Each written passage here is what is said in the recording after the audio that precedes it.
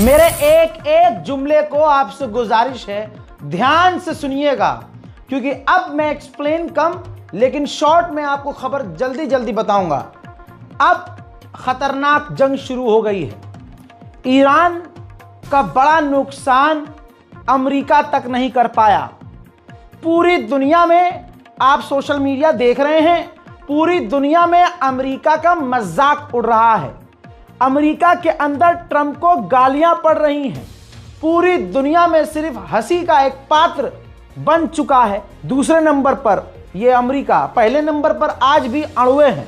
मेरे दोस्तों, ईरान के मिलिट्री बेसिस पर अभी कुछ देर पहले एयरफोर्स ऑफ इजराइल ने फाइटर जेट ने उड़ान भरकर ईरान के अलग अलग मिलिट्री बेस पर बमबारी कर डाली है। आइए पहले उन मंजर को देखते हैं।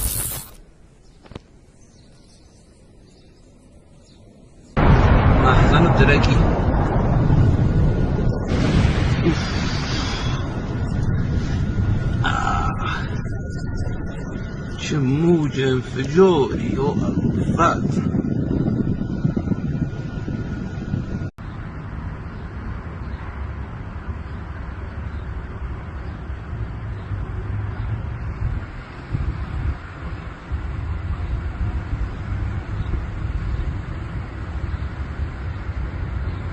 Vay Beyza. Gör ne oldu? Vay. Qoy mən deyim uşaqları götürüm evdən. Gəlin gedək də keçirik uşaqları götürək evdən. Vay dedəm nənə.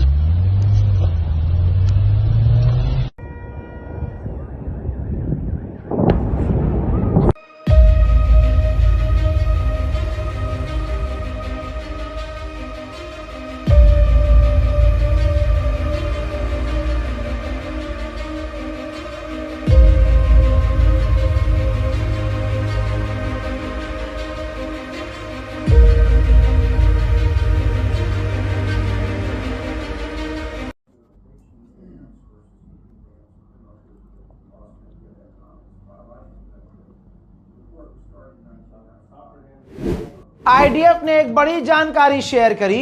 IDF के स्पोक पर्सन ने कहा है कि जो ईरान पर हमने हमला किया, मतलब ट्रंप ने हमला किया, वो अमेरिका ने अकेले नहीं किया, अमेरिका और इजराइल ने दोनों ने मिलकर किया। अब ये और एक हंसी का पात्र बन गया कि अमेरिका और इजराइल मिलकर भी ईरान पर हमला करके ईरान को नहीं तोड़ पाए। दोस्तों, उधर ईरान उल्टा मजबूत हो गया। आईआरजीसी के कमांडर ने कहा कि जैसे जैसे वक्त आगे बढ़ रहा है, हमारे देश के लोगों की एकजुटता और पक्की हो रही है। हमारा एरो स्पेस दुश्मन नहीं रोक पाएगा। हम अपना एरो स्पेस बंद नहीं करेंगे। ना अमेरिका इजराइल हमारे एरो स्पेस का कोई नुकसान कर पाए हैं, ना उनकी वजह से हम अपना एरो स्पेस बंद करेंगे। दोस्तों, उन्होंने आगे ये कहा कि बड़ी लाइन खतरनाक कही है। उन्होंने कहा कि जैसे जैसे समय बीत रहा है, जनता एकजुट हो रही है। आईआरजीसी की एयर स्पेस ऑपरेशन बंद भी नहीं होंगे और हमने जियोनियों यानी इजरायलियों की शांति छीन ली है। जी हाँ दोस्तों, ये खबर कैसे मैं आपको बताऊं। देखिए, ये बिल्कुल अभी वेरीफाई कर रहा हूं कि ये आईआरजीसी ने सही कहा है। जब ईरान ने आज तेल अवीव और हाइफा पर हमला किया, 10,000 यहूदी अपने घरों से भाग गए। तेल अवीव में गोदी मीडिया भी इस बात को कंफर्म कर देगा जो मैं कह रहा हूं, और ये बात मैंने सुबह ही कह दी थी कि 10,000 यहूदी अपने घरों को छोड़कर फरार हो गए, भाग गए। उधर ईरान ने अपनी एक फतह 110 मिसाइल दिखाई है जिसकी रेंज 400 किलोमीटर है। ईरान का कहना यह है कि इसी मिसाइल जो हमारे पास हजारों और लाखों की तादाद में है, अलग अलग जगह ये हमारे पास स्टॉक में है, ये एक मिसाइल 400 किलोमीटर दूर जाती है और इस मिसाइल की रेंज में अमेरिका के कई सारे बेस आते हैं। तो इसका हम इस्तेमाल बहुत जल्द करने वाले हैं। अमेरिका ने जब ईरान पर हमला किया तो उसके बाद से अब तक ये मैप देख लीजिए, मिडिल ईस्ट से इंटरनेशनल फ्लाइट्स जा ही नहीं रही हैं। सबके दिल में खौफ बैठ गया है कि अब ईरान क्या करेगा, किसी को कुछ नहीं पता। स्ट्रेट ऑफ हॉर्मुज का ट्रैफिक देख लीजिए, भारी मात्रा में वहां जो जहाज फंसे हुए थे जल्दी से जल्दी स्ट्रेट ऑफ हॉर्मुज को क्रॉस करना चाह रहे हैं। ये जो लाल लाल गोल गोल आपको नजर आ रहे हैं, ये तिकोने जो चीजें बनी आ रही, ये ना सब ट्रैफिक है। जो नीला नीला हिस्सा है ये पानी है और बाकी आप देख सकते हैं जो तीर जिस तरफ है, समझिए जहाज उस तरफ जा रहा है, तो जहाज आ रहे हैं, जा रहे हैं, जल्दी जल्दी उस इलाके को क्रॉस करने की कोशिश की जा रही है, क्योंकि ईरान ने ऐलान कर दिया कि स्टेट ऑफ हॉर्मुज हम बंद कर रहे हैं। अमेरिका, इजराइल, ईरान का कुछ उखाड़ नहीं पाए, बल्कि पूरी दुनिया में ईरान कितना ताकतवर है एग्जाम्पल ईरान ने सेट कर दिया।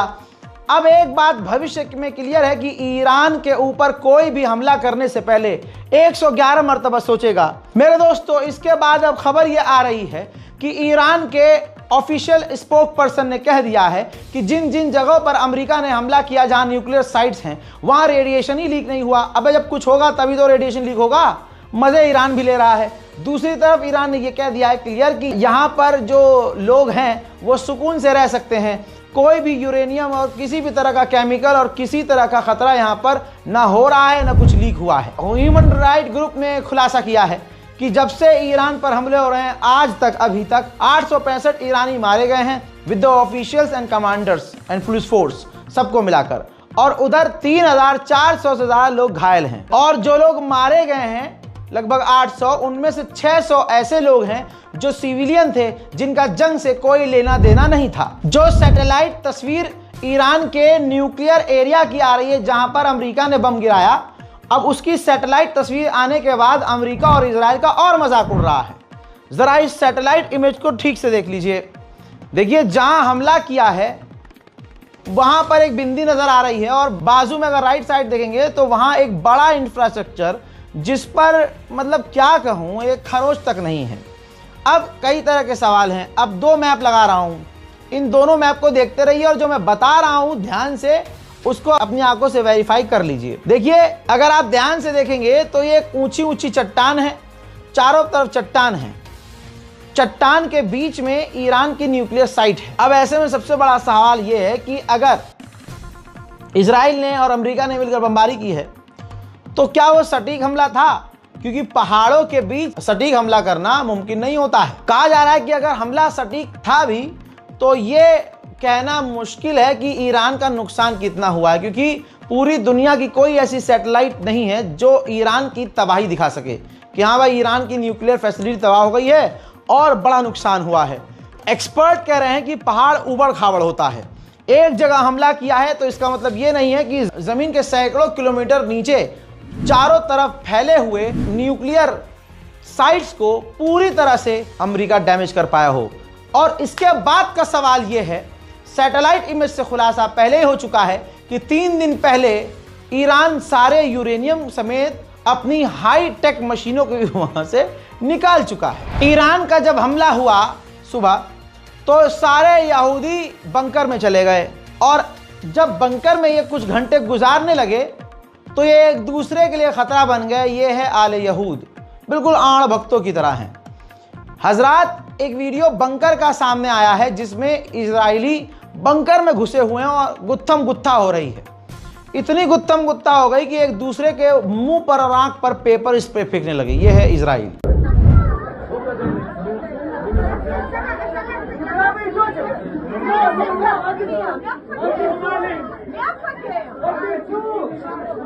הם לא נורמליים, יש אזעקה, יש טילים כרגע, מה הקשר?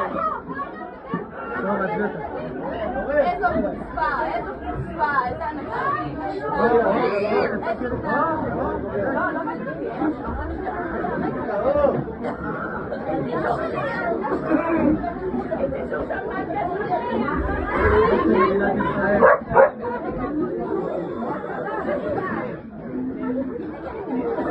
לאט, לאט, חברים. היי, תרגעו לאט, הכל אוהבים ילדים בסדר, הכל ונשים. בסדר, הכל בסדר. אני מגיעה, אני מגיעה.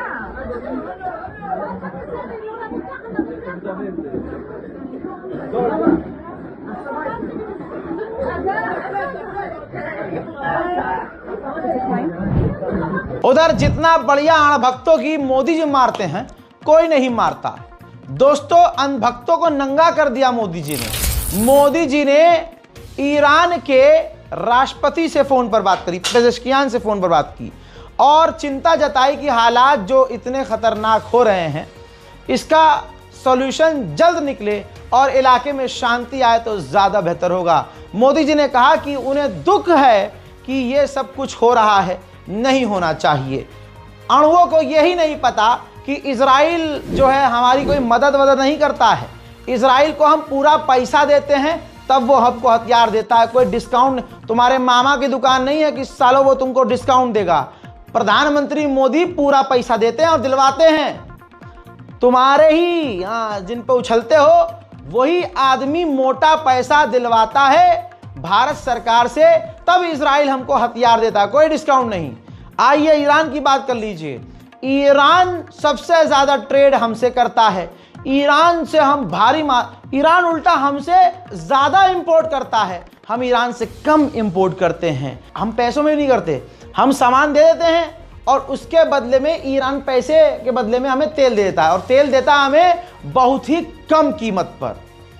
जैसे ये समझ लीजिए कि इतने कम कीमत पे देता है ईरान हमको तेल कि हमें किसी और के पास जाने की जरूरत नहीं पड़ती। लेकिन अणुओं को दिक्कत यह है कि सिर्फ मुसलमान से दिक्कत है। मुसलमान है तो फिर चाहे वो कुछ भी हो, कोई भी हो, हम तो मुल्ले के खिलाफ हैं। ये भारत में माशाल्लाह आजकल के जो नए 2014 के बाद वाले हिंदू हैं उनकी ये मानसिकता है। हालांकि नफरत की भीड़ का जो बादशाह है वो खुद पेज़ेश्कियान से बार बार फोन पर बात कर रहा है। हालात इतने खराब हैं कि अमेरिका ईरान पर ऐसा लग रहा है हमला करके फंस गया है। पेंटागन ने ये मैप जारी किया है जो मिडिल ईस्ट में सबसे करीब ईरान के अमेरिकी बेस पड़ते हैं, और इनमें अलर्ट जारी कर दिया है, बिल्कुल क्वारंटीन जैसा है। अमेरिका की फौज खुले आसमान के नीचे नहीं टहल रही है, सब बंकर में हैं, इधर उधर छुपे हुए हैं और बॉर्डर पर कुछ लोग तैनात हैं।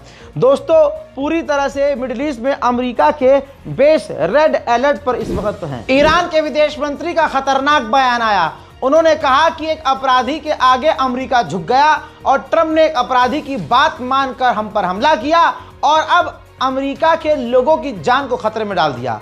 डोनाल्ड ट्रंप आया इसलिए था कि दुनिया में शांति लाएगा, लेकिन डोनाल्ड ट्रंप ने ईरान पर हमला करके अपने लोगों को खतरे में डाल दिया। यह सिर्फ ईरान के साथ धोखा नहीं है, बल्कि ट्रंप ने अपने वोटरों को भी धोखा, यानी अमेरिका के लोगों को भी धोखा दिया है। While President Trump was elected on a platform of putting an end to America's costly involvement of forever wars in our part of the world, he has betrayed not only Iran by abusing our commitment to diplomacy, but also deceived his own voters by submitting to the wishes of a wanted war criminal who has grown accustomed to exploiting the lives and wealth of American citizens to further the Israeli regime's objectives. उधर Russia बुरी तरह से भड़का हुआ है।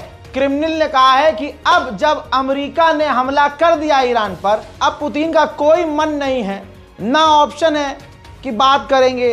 ये table पर ही नहीं है कि ट्रंप से कोई बात की जाएगी। और तो और जो व्लादिमीर पुतिन के बेस्ट फ्रेंड हैं और पूर्व राष्ट्रपति हैं दिमित्री, उन्होंने भाई साहब 8-10 पॉइंटर्स दाग दिए और पॉइंट रखते हुए पहले तो पूरी दुनिया में मजाक उड़ी रहा है। रशिया ने भी मजाक उड़ाया।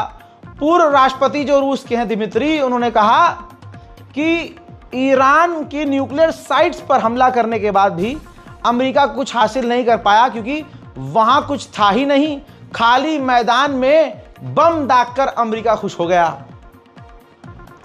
साथ में सबसे बड़ा खुलासा यह किया है कि ईरान कमजोर होने के बजाय और मजबूत हो गया, और ऐसे बहुत सारे आसपास के देश हैं जो ईरान को अपना परमाणु बम देने को तैयार हैं। इस पॉइंट के बाद पूरी दुनिया में हड़कंप है कि हाँ ऐसा हो सकता है क्या।